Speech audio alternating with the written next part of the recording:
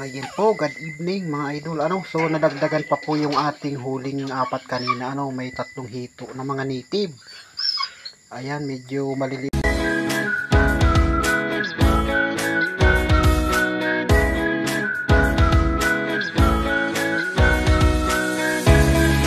Ayan po, magandang hapon po mga idol, mga loads, mga manay at manoy ko. Ayan, kita nyo po, ang view po, ang ganda po. Nandito po ako ngayon sa may palayan po namin, Ayan, at nag-uusisa po ako ng aming palay. Ay umulan po kaninang napakalakas, banda pong mga alauna, po. Kaya medyo bumaha po yung ilog. So ayan po, medyo malabo pa siya. Ayan, at mamaya po bago magdilim, po, baka po ay luminaw po siya, mga idol. So mamamana po tayo, Gawang nakakita po ako kanina, may naaninag akong isang tilapia pong malaki diyan sa may kayakas pong yan, Yan, so ito po yung napaghulihan ko ng malalaki din, gawin pong ito, tapat na to ng aking kubo. Ayan, bali mamaya po, doon mamamana po ako, dito po ako mag-uumpisa. Ayan, panggilid po sa nyugan pong iyan, hanggang po doon sa paahon po. Tapat po ng isang plastic pong iyon na puti, papunta po, pataas po yan, Yan, dyan po tayo mamamana mamaya, mga idol. At antabayanan nyo po, hindi ko po makukuha ng aksyon sa ilalim, po, gawang cellphone lang po ang dala ko, po, at wala po akong kasama.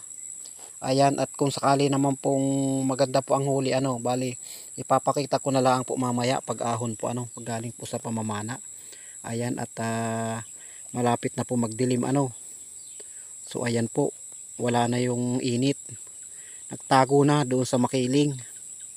Kaya maya maya po, malapit na magdilim, gawa mag-aalas 6 na po, Ayan, at mag-aayos na po ako ng mga gamit ko sa pamamana na nandun po sa kubo, po. At pagdilim, po, kahit po mga hanggang pong alas 8, siguro po ay kung tayo papala din, madami-dami na po ang huli noon, po. At hindi po ako pwede magbabad sa tubig, gawang inuubo pa po ako, at ubo at sipon pa po, hindi pa gaanong magaling po yung trangkaso ko. Yan na po mga idol, malapit na po, ayan na, hindi malapit na magdilim. Ayan, at utay-utay na po padilim, po. Ayan, at nandito po muna ako sa kubo, naggatong po ako ng bunot ng nyug at malamok po, mga idol. Ayan, at nakahanda na po yung mga gamit ko. Ito po yung aking pana, po. Ayan po siya. Ito po yung ginagamit ko, po, pag may malalaki pong nahuli, So isa ko po kasi sa bahay, po, napakahaba po, So ito katamtaman lang po ito. At ito na din po yung aking pabigat, po, yung nilalagay po sa baywang. Ayan, at ito po yung aking flashlight, po, na pang night dive ko pong linti. Ayan po siya. Ayan, napakalakas po ng liwanag niya, po, at buuan liwanag, napakalayo po ng abot. Ayan, sana po ay makajakpat mga idol, po, at may pangulam po bukas ng umaga, po, may pangulam po mga bata pagpasok po sa school, mga idol. Ayan, at padilim na po, bilis na po ng pagdilim, po. Ayan, at ang dami pong lamok. Ayan. Sige po mga idol, at mag-uutay-utay na din po ako, at padilim na nga po. Abangan nyo na lang po ang magiging huli ko, po, madami man o kaunti, malaki o maliit. Ayan, ay ipapakita po natin mamaya, po. Ayan na po mga idol, mga loads, mga manoy. Pagkatapos po ang mahigit isang oras, po.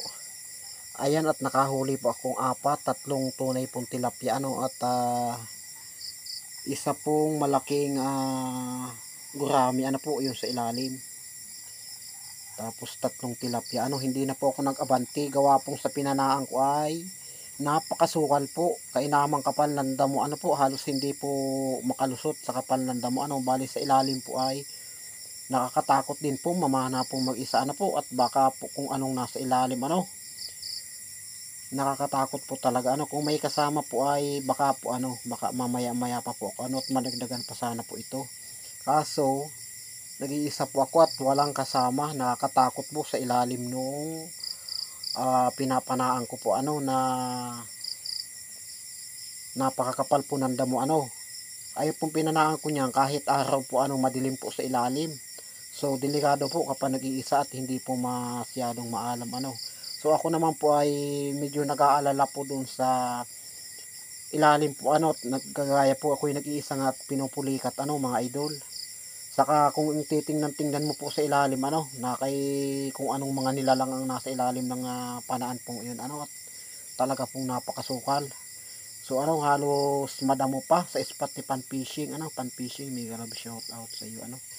So ayan na po ano, papauwi na po ako sa amin at gabi na din po ano.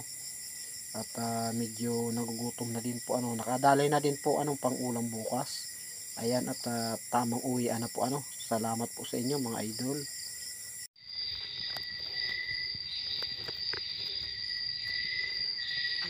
Palaka na kintod. Ayan po mga idol. Pauwi na galing po sa pamamana.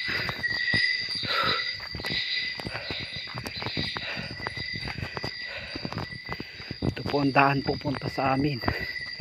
Ayun ho. Hagdan po yan, nasa 4 na raang baitang hagdan ano po. Pagod.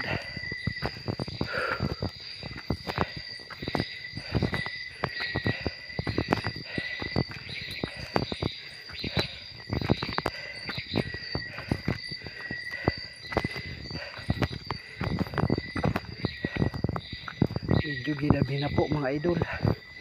Nakahuli naman po ng kaunti ano.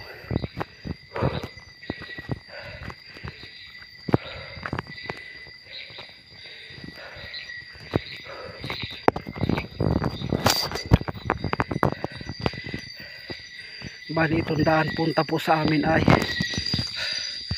gubat po ito ano. Ayan o, lalaki ng punong kahoy.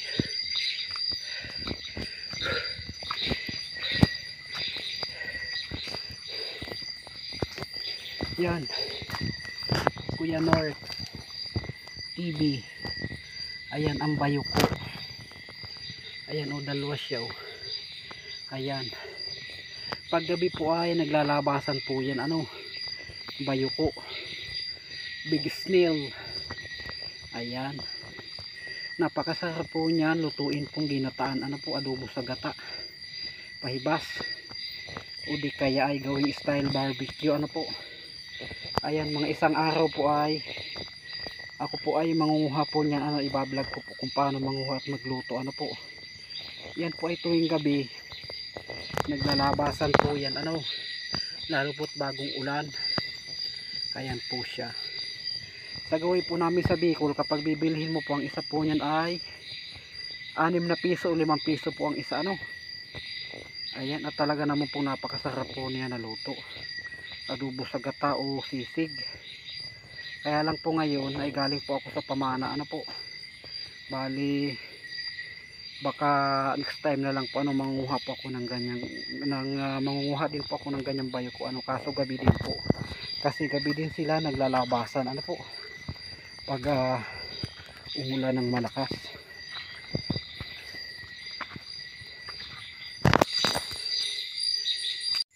Ayan po, good evening mga idol ano. So nadagdagan pa po yung ating huling 4 kanina ano, may 3 hito na mga native. Ayan, medyo maliliit po yung hito natin ano, mga native lang pong hito. 4 na tilapia po at isa ang silat. Piprito po natin ang balutong ano, at bukas may pang-ulam na po ano, umaga mga idol, malasa na po ito. So ayan, at hanggang dito na lamang ang ating video ano, at hindi pinalad na makadali ng mga mamaw ano ho, baka sa susunod.